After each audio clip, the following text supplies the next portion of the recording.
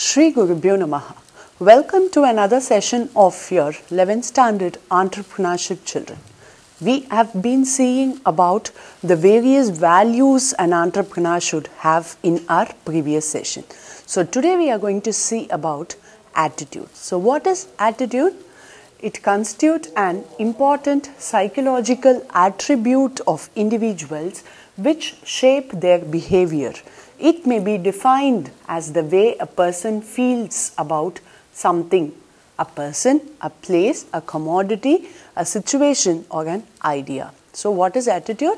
Attitude is nothing but the way we see things, the way we accept things. Okay? So the psychological attribute of individuals that shapes their behavior, right? So the way we see a thing, that will change our behavior, right? So when we like a thing most, our face will automatically show that happiness when we see it. Yes? And when we are seeing something which we easily get irritated or which we don't like, yes, then very immediately what will happen? Our face will shrink automatically. So the way we perceive things, the way we see things, all the things, that forms the attitude of a person, right? So now this is all about the feeling of a person about something. It could be about a place, it could be about a person, it could be about a thing, whatever it is all about the way we feel for that thing, right? So now let us see a small story. A young man was passing through a site of construction. He saw 3 laborers working in the site. He went to one of them and asked, "What are you doing here?" The worker answered, "Don't you see, I am pulling in to earn a living. I am working and earning." Then he moves towards the second person. Now he asks the question, "What are you doing?" So that pat came the reply, "Don't you see, I am constructing a wall." The young man now asked the third person the same question and he replied, "Don't you see, I am building a beautiful mansion." So, all 3 men were doing the same work, but what differentiated them was their attitude towards the work. So, we can clearly see from the story that attitude is something we individually feel about some person or some work or a place, etc. So, a person talking to 3 different persons about same thing. Yes? So he is asking, "What are you doing here?" So one person says that, "Don't you see that I am just working hard for my living and I am doing my work. That's all." Right? So his thought is that I am working hard. I have to live. I need to work because I have to earn and I have to support my family. We need food to live. So for that I have to work. That is his way of thinking. So to him it is a tough task. Yes? The second person, just see, I am building a wall. What does it mean then? So he is just focused on what he is doing at that time. That's it. He is not worried about what is going to be the end result or what is his past, whatever the thing is. He is just thinking about the present. So that is his way of thinking. So to him, he was building just a wall. And the third person, he is finally thinking about the output, what he is going to bring out. Yes, so he is telling, "I am building a beautiful mansion." So it means that his thought is completely all about a beautiful mansion which is going to be the final output of his work. So when he thinks about that, he will be kept on motivating himself. Yes, he will be keeping on motivating himself. So with that motivation, he will be able to work happily whatever the work is given. Yes, so whatever work I am doing, it is going to be a final beautiful mansion is my output. That is his way of thinking. Yes, so it means that he is happily doing his work. Yes, because I am going to be a part that this mansion is going to be constructed. So that happiness keeps him doing his work. Yes, so this is how the person's attitude is differing. Yes, the way we see the thing, the question was same, the work was same, everything was same, but it differs from one person to other person. So that is called as attitude. So now let us see about the features of attitude. First thing, it affects behavior. So how come an attitude affects a behavior? So say for example, when we have a group of people at home, okay, some relatives are coming all of a sudden unexpectedly, okay, we would have planned something else, maybe we were planning to go out somewhere that day and all of a sudden relatives come home. So how will we feel? We will be like, oh God, why these people came? We will think that way, right? We would not feel happy because we had some other plan, right? So we will be irritated at that moment. So that will immediately shown on our faces, right? So that is what attitude will affect our behavior. Same example, let us take, if we are welcoming a guest to our home and they are coming with a happy face as we have welcomed them, so how will we feel? Yes, we have called them and they have come to our home, so we will feel happy again. Yes, so then our face will automatically be bright. So that is where attitude affects our behavior also. So whatever we think about a particular thing or a place or a person or a situation, that will automatically be explicitly seen in our behavior. So our happy face or our sad face or our angry face, that will immediately show, right? So that is how attitude affects behavior. People have natural tendency to maintain consistency between attitude and behavior. Attitudes can lead to intended behavior if there is no external intervention. So the same way, the example which I gave you is from family. Let us look into the business aspect also. Yes, so when working in an enterprise or for an entrepreneur, okay, so first let us take as working in an enterprise, when we have a good group of team where we can work, yes, who will be very cooperative to us, who will adjust to us in case of any emergency situation, we would be able to work with them happily. But what will happen if our colleagues are not much adjustable or adaptable to us? It would be difficult for us to work. Then what will happen? Even down to earth person, even a jolly go person will also become reserved. Yes, so this is how attitude will affect the behavior. It is invisible. So it has no physical form. We cannot touch or we cannot see it, but it can be felt, right? So it constitutes a psychological phenomenon which cannot be directly observed. However, we may observe an attitude indirectly through observing the consequences. So how can we observe this attitude? Just by the end result of that attitude. Yes, that is what I said. When we are happy with someone, we will smile. So with that, everyone around us can understand that, okay, this person is comfortable with the other one, so he is smiling. And what will happen if we are going to be sad or angry? It means that this person is not comfortable in this place, so that is why he is looking like that. Yes, so final output will immediately reflect what our attitude is. For example, if a person is highly productive, we may infer that he has positive attitude towards his or her work.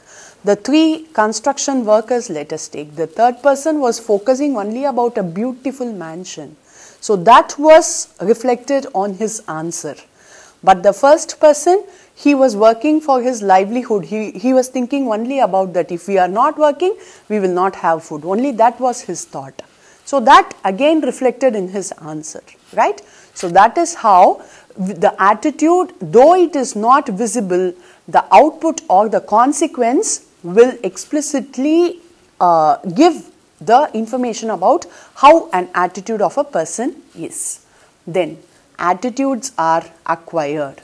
So attitudes are generally learnt over a period of time. So all of a sudden in one day will this attitude develop? No. It happens over a period of time. Okay. So the process of learning attitudes starts right from childhood and continues throughout the life of a person. So we learn attitude. We take attitude from others whom we see, usually from the parents and the elders at home. We take up these attitudes. Yes. So when we see our grandmother or mother talking very friendly to the maid working at home, Okay, let us take this example. So when we see them talking to the maid very friendly way, or giving her a cup of tea after her work is over, so when we see that, what we will do? We will also do the same, obviously. But when we see them treating her in the other way, not talking to her, being harsh to her always, when we see that, we will also develop that quality, because our mind will automatically think, when we are in childhood, our mind will automatically think that, oh, okay, so we should be like this only to a maid. So we will automatically fix it up in the mind. So that is how attitude develops over a period of time. So from our childhood, from our family, we get this attitude usually. So however, in the beginning, the family members have a greater impact on the attitude of a child. Then attitudes are pervasive. So they are formed in the process of socialization and may relate to anything in the world. For instance, a person may have positive and negative attitudes towards religion, politics, politicians, or countries. So attitude, when it comes, it is formed in the process of socialization. So when we enter into the society, when we start moving around the things with us, yes, so it could be politics, it could be any particular finance, news, economy, whatever the thing is around us, okay. So when we get into that, we may start liking a person, maybe the head of the country, or we may not like that person. It depends, yes. So that is how attitude develops when this socialization process starts. Then, now we'll start with the sources of attitudes. So from where do we get these attitudes? Let us see. The central idea running through the process of attitude formation is that the thoughts, feelings and tendencies to behave are acquired or learned gradually. The attitudes are acquired from the following sources. So it all happens accidentally at times. It is learnt from others. It may be through our own experience. It may be a practice over a period of time. So attitudes are acquired in various forms. So let us see how are we getting it. So first thing is a direct personal experience. So as I said if a worker finds his job very comfortable, how will he find it comfortable? First thing, he should like the work. Second thing, he should have a good team so that he would be having a support. Yes. So without support, it would be difficult for a person to work. Yes. So on that case, he would not like his work. So he will develop a negative attitude towards his work. But if he is going to have a good set of colleagues with him, and if he is going to like his job, then definitely he will develop a positive attitude towards the work, right? So that is the direct personal experience. So the quality of a person's direct experience with the attitude object determines his or her attitude towards it. For example, if a worker finds his job challenging, supervisors understanding, and co-workers very cooperative, he will have positive attitude towards his job because of the quality of his direct experience with the job. That is what. So if we have challenge which we love to solve, yes, which we would easily overcome. When we face challenge, people will find it thrill to work in that environment. So on that environment, and when we have understanding co-workers, and when we have a supervisor who is very understanding, cooperative workers, so all these when we have, we would be definitely happy to work there, and that is where the positive attitude will develop. And of course, if it is on the other way, definitely the negative attitude will develop. So attitude can be either positive attitude or negative attitude.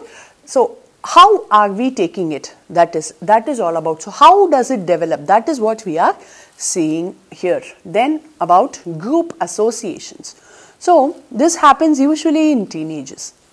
when we have a group of friends, okay, so one of our friends says, no, this hero is very smart, he acts very well, his dance is very good, like that. When one friend says, what will happen? We will automatically start thinking, who is it? Let us see that hero. We will start watching his videos, maybe a dance or a action sequence or a movie like that. Then we will also start liking that hero. Yes. So the same way, many inspirational leaders let us take. Yes. If a girl says that I like Kalpana Chawla very much, so what will happen? We will automatically start thinking that who is she? What did she do? Like that we will start thinking. We will go to Google, we will search things on her, and when we find it inspirational, we will also automatically start liking her. Yes. So this is the influence we get from a group. Yes. So or another example I can give you. When a group of friends or group family members are planning an outing, okay, so each one says one place to go, and if a person, if one person alone says a different thing, but 4 or 5 of them says the same thing, what will happen? So this person is forced of course to take up that decision. Yes. So now he is forced to like that place. So what will happen to this person? He may not like to go to that particular place, so he may develop a negative attitude to that. Yes. And those 4, what will happen? All those are liking a same place, right? Say for example, they want to go to a beach and this person wants to go to a park. Yes. This person may not be interested in visiting the beach, but what will happen? He is forced to go because all other majority is going for beach. So this person is developing a negative attitude towards beach. And what about those 4? All of them wanted to go to beach. So one started up giving an idea of beach, and the other 3 are happy because even they like that place. So they develop positive attitude towards that particular place. So this is how group associations helps in developing attitude. So people are influenced to one degree or another by other members in the group to which they belong. Attitudes are one target for this influence. Their attitudes towards products, ethics, warfare, and a multitude of other objects are influenced strongly by groups that they value and with which they do or wish to associate. Several groups, including family, work and peer groups, and cultural and subcultural groups, are important in affecting a person's attitudinal development. So it could be even a product also. Yes. So when one person says that no, this shampoo is too good, this oil is too good, this is very healthy, when someone says like that, what will happen? We will also would think to try the same product. Yes. So that is how, when we are satisfied, we will develop a positive attitude towards that product. So that is how attitude is developing through group associations. Then influential others. So a consumer's attitude, who are these others? Influential others. So apart from this group, okay, group associations, we would have some people who are favorite for us. Yes. So it could be a leader, it could be a hero, heroine, whatever, a famous personality, let us take it that way. So we may like that person much. So what will happen? Whatever they say, we may start liking that. So there we will develop a positive attitude towards that particular product or place or thing, whatever it is, when another person whom we like, yes, so they have some good idea about a particular product, and when they conveys it through social media or advertisement or wherever, when they convey that, we will also be automatically influenced to go for that product. So we will start to like that product. We will start to develop positive attitude towards that product. So that is called as influential others. So a consumer's attitude can be formed and changed through personal contact with influential persons such as respected friends, relatives and experts. Yes. So opinion leaders are examples of people who are respected by their followers and who may strongly influence the attitudes and purchase behavior of followers. So recent times now, after many YouTube channels have been started, we are seeing many review channels in YouTube. Okay, so movie review. There are varieties of people who give review about various movies that gets released. So what we do nowadays, we first go to that YouTube channel, we first watch the review of that person. So once we are satisfied with that review, then we decide to watch the movie. And when we are not satisfied, maybe the person gives negative comments on the movie, we do not want to watch the movie itself. So this is how the opinion of some other person influences others, influences us, and that develops the attitude towards a particular thing. So that is all about influential others. To capitalize on this type of influence, advertisers often use actors and actresses who look similar to or act similar to their intended audiences. So this is why many products, okay, use heroes or heroines as their advertising ambassadors, right? People tend to like others who are similar to themselves because they believe that they share the same problems, form the same judgments, and use the same criteria for evaluating products. So not only heroes and heroines are used these days for advertisements. Yes, for some medical products, let us take maybe the treatment for hair fall, treatment for weight loss, treatment for knee pain, all these things, they do not use heroes or heroines. They use the normal people who undergo the treatment for their advertisement. So, which means that we will understand that yes, this person has used this product, so it means that it is working for them, so why don't we go for that product? So that is how it creates influences. Okay, so it need not be heroes or heroines always, it can even be a normal next door person, right? And another application which advertisers use to influence audience attitudes is the so-called slice of the commercial. These advertisements show typical people confronting typical problems and finding solutions in the use of the advertised brand. Some examples include the advertisement of the specialized shampoo. So this is what I told you now. Yes, so it need not be an actor or actress or a political leader or a cricketer always. Okay, so it could be a normal person who is our next door person who can tell us about a product through advertisements. So that is how we acquire attitude towards a particular product. So in our next session, we will see about essential attitudes which an entrepreneur should have. Thank you. To receive our online lessons, please press the subscribe button and you will receive the latest updates. Shri Gurubhyo Namaha.